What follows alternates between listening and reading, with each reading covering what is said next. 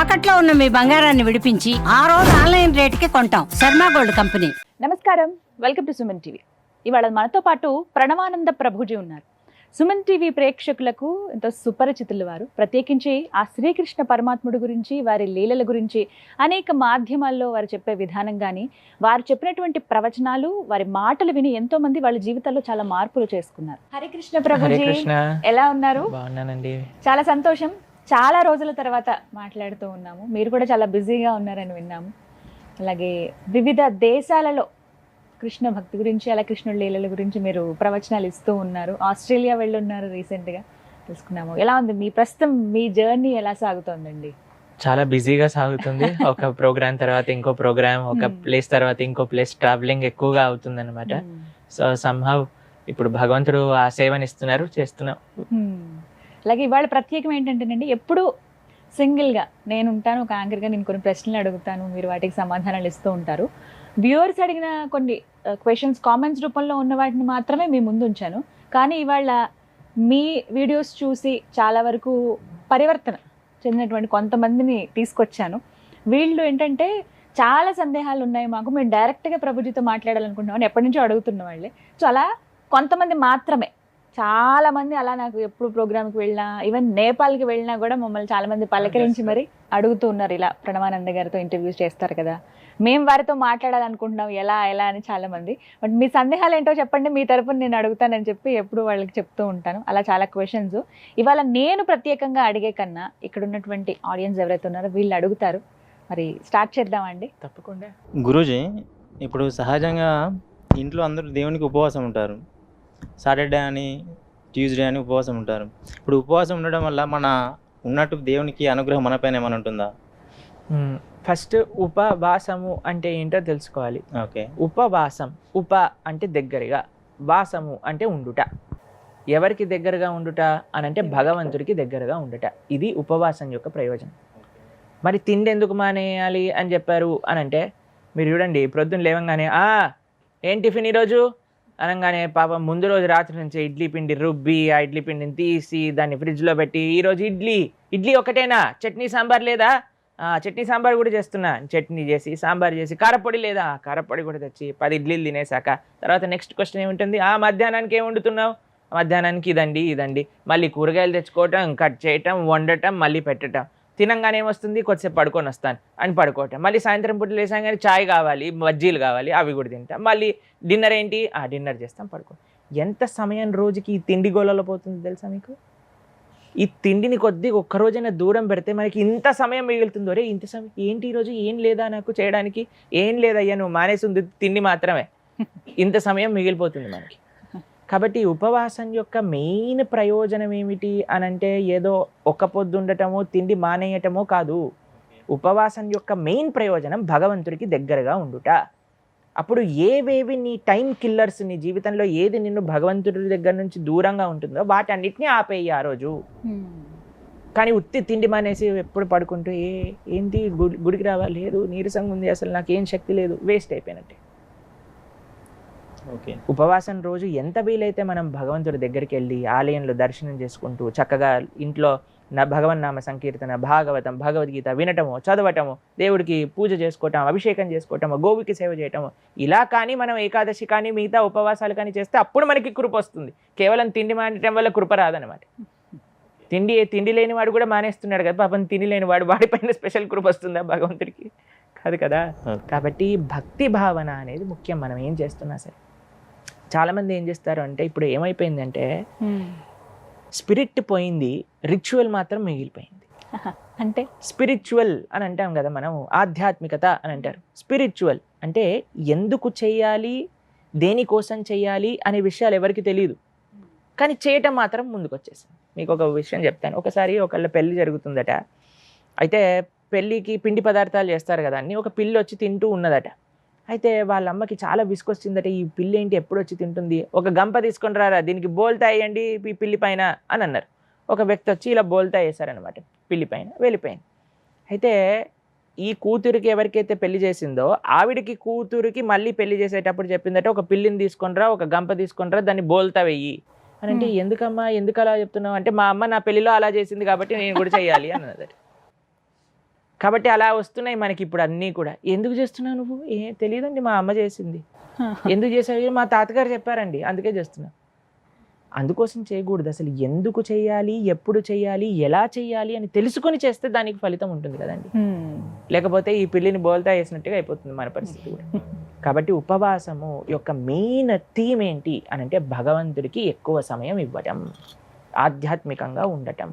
అది ఉపవాసం యొక్క మెయిన్ ఉద్దేశం. ఓకేనా? హరే కృష్ణ. ప్రభుజీ మరొక ప్రశ్న అండి. గురువుగారు, ఇంత చిన్న వయసులో మీరు ధర్మం వైపు వెళ్తున్నారు. మీ వయసులో ఉన్న అదే మీ ఫ్రెండ్స్ కావచ్చు, ఎవరైనా కావచ్చు, ఇప్పట్లో లక్షల్లో సంపాదించి అమ్మ నాన్న బాగా చూసుకుంటున్నారు, సంతోషంగా చూసుకుంటున్నారు.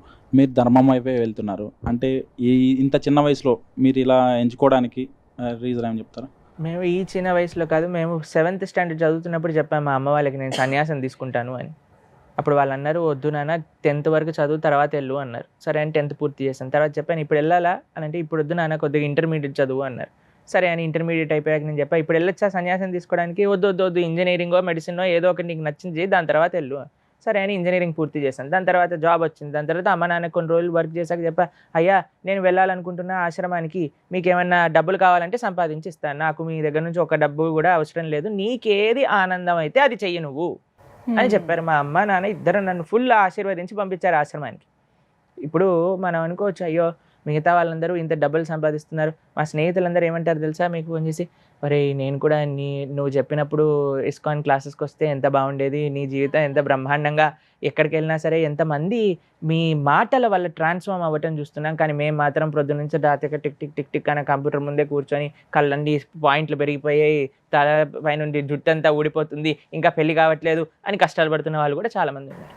ఇప్పుడు మా అమ్మ నాన్న ఇలా అనుకోండి, they are so proud parents. ఏ ప్రోగ్రామ్ అయినా హైదరాబాద్లో వాళ్ళు వస్తారు, మేము వాళ్ళకి ఎక్కడికి వెళ్ళినా సరే, వీళ్ళు ప్రణవానంద దాస్ గారు అమ్మా నాన్న పదండి స్పెషల్ దర్శనం ఇప్పించాలి అని ఆలయంలోకి తీసుకెళ్ళిపోతారు. కాబట్టి దే ఆర్ సో హ్యాపీ. మొదటిసారి మీరు స్టూడియోకి వచ్చినప్పుడు కూడా మీ నాన్నగారు మా నాన్నగారు ఫస్ట్ టైం ఇంటర్వ్యూ చేయడానికి వచ్చినప్పుడు మా నాన్నగారు వచ్చి దింపి అన్ని చూసుకొని వీడిని బాగానే అన్ని చేస్తున్నారా అని తీసుకెళ్ళి వెళ్ళారనమాట. సో ఇప్పుడు మీకు ఒక విషయం చెప్తారు, మీరు చిన్న వయసు అని అంటున్నారు కదా, ఎవరికి చిన్న వయసు, ఎప్పటికీ చిన్న వయసు? మనం ఎన్ని కోట్ల జన్మలు వెళ్ళిపోయా ఈ జన్మలో, కానీ మనం వెయిట్ చేస్తే పెద్దగా అయ్యే వరకు ఉంటామో లేదో ఎవరికి గ్యారంటీ ఉందండి. కాబట్టి ఇప్పుడు మనకి సమయం ఉన్నప్పుడు దాన్ని భగవంతుడికి సేవ చేయాలి అని ఒక సంకల్పం ఉండింది మాకు. తర్వాత ఇప్పుడు మీరు ఒక్క విషయం చూడండి, ఇప్పుడు నేను ఈ ఏజ్లో ఉన్నాను కాబట్టి ఇంత తిరగలుగుతున్నా, ఇన్ని ప్రోగ్రామ్స్ చేయగలుగుతున్నా ప్రొద్దు నుంచి రాత్రి దాకా. అదే నేను ముసవాడు అయిపోయాక ఏంటంటే ఇంటర్వ్యూస్ గీతాంజలి గారు పిలుస్తున్నారు అని అంటే అంబులెన్స్ కూడా పక్కన పెట్టు, ఏమవుతుందో లేదో తెలియదు అన్నట్టుగా ఉండాలి. అవునా కాదా చెప్పండి? కాబట్టి మనము నిజంగా భగవంతుడి యొక్క సేవ, ధర్మం యొక్క సేవ, దేశం యొక్క సేవ చేసే జవాన్లు ఉంటారండి. వాళ్ళు ఎప్పుడు వెళ్తారండి ఇంటి నుంచి బయటికి? రిటైర్మెంట్ తర్వాత వెళ్తారా? కార్గిల్లో నించుంటాను నేను ఇప్పుడు వణుకుతూ అని కాదు. వాళ్ళ యవ్వనం, చిన్న పిల్లలు ఉంటారు, అప్పుడే పెళ్ళైన వాళ్ళు ఉంటారు, అయినా సరే నా దేశం ముఖ్యం, నాకు నా దేశ సంరక్షణ ముఖ్యము అని వాళ్ళు ఇల్లు వదిలేసి వెళ్ళిపోతారు. వాళ్ళకి ఏమైనా గ్యారంటీ ఉందో తిరిగి వస్తారని? ఎప్పుడు ఏమవుతుందో ఎవరికి తెలియదండి. ఆ నిష్ఠ, ఆ సంకల్పం ఒక జవాన్లో ఎలా అయితే ఉంటుందో అలానే ఒక సాధువులో కూడా అలానే ఉంటుంది. జవాన్ అనే ఆయన ఎలా అయితే దేశాన్ని పరిరక్షిస్తున్నారో, సాధువు అనేవాడు ధర్మాన్ని రక్షిస్తూ ఉంటారు. కాబట్టి అందరికీ కూడా ఎంత చిన్న వయసులో నుంచి అందరు మాలాగా బ్రహ్మచర్య ఆశ్రమం తీసుకోమని చెప్పటం లేదు, కానీ ఎంతమంది ఎంతవరకు తమ బాధ్యతను నిర్వర్తిస్తూ ధర్మం యొక్క సేవ చేయగలిగితే అంత మంచిది. ముఖ్యంగా యూత్ రావాలి, అదే సంకల్పం. ప్రస్తుత సమాజంలో యువతీ యువకులు వాళ్ళు చేసే చేష్టలు కావచ్చు, ఏదైనా కావచ్చు, వారందరికీ మీరు చూస్తూనే ఉంటారు. మీరు ఇప్పుడు తెలియని వారు లేరు, మీరంటే తెలియని వారు లేరు, చూడని వారు లేరు. సో మీరు ఏదైనా చెప్తే, ఒక మెసేజ్ చెప్తే చాలా రీచ్ ఉంటుంది. సో యువతీ యువకులకు మీరేం చెప్పదలుచుకున్నారు? మేము ఈ ప్రస్తుత సమాజంలో ఎప్పుడైతే యూత్ని చూస్తామో మాకు చాలా కన్సర్న్ అనిపిస్తుంది, చాలా బాధ వేస్తుంది. ఎందుకు అనంటే చాలామంది మంచి వాళ్ళు ఉంటారండి, కానీ వాళ్ళకి మంచిని చూపించే వాళ్ళు తక్కువైపోయారు. మేము చూస్తాం మా క్లాసెస్లో, నిన్నే మాకు యూత్ క్లాస్ జరిగిందని, ఎవ్రీ ఫ్రైడే యూత్ క్లాస్ చేస్తాం. అయితే ఎంత సిన్సియర్గా ఉంటారంటే పిల్లలు, ఎంత డెడికేటెడ్గా వస్తారు, ఎంత డెడికేటెడ్గా వాళ్ళకి వినాలి, గీత భాగవతాల్లో ఏం చెప్పాను నేను నేర్చుకోవాలి. ఎందుకంటే వాళ్ళు ప్రస్తుత సమాజం అంతా చూస్తున్నారు కదా, ఎలా సమాజంలో ఉండే వాళ్ళందరూ ఎలా బాధపడుతున్నారు, ఎన్ని సుఖాలు వచ్చినా సరే ఎలా వాళ్ళకి సాటిస్ఫాక్షన్ అనేది రావట్లేదు. మేము ఆస్ట్రేలియాలో ఉన్నప్పుడు ఎవరైతే హోస్ట్ ఉన్నారో మాధవ్ గోపాల్ వాళ్ళకి చిన్న డాటర్ అనమాట, 4th grade చదువుతుంది, అరిత్రి ఆవిడ పేరు. అయితే చెప్తుంది, ప్రభుజీ मैं जब बड़ी हो जाऊंगी, जब मैं हाई स्कूल में जाऊंगी, सिर्फ गर्ल्स स्कूल में जाऊंगी అని అన్నది. అయితే నేనన్నా ఏమైంది, ఎందుకు అలా అంటున్నావు అంటే, ఉదర్ బహుత్ మాహౌల్ ఖరాబ్ హై ప్రభుజీ అని అన్నది అనమాట.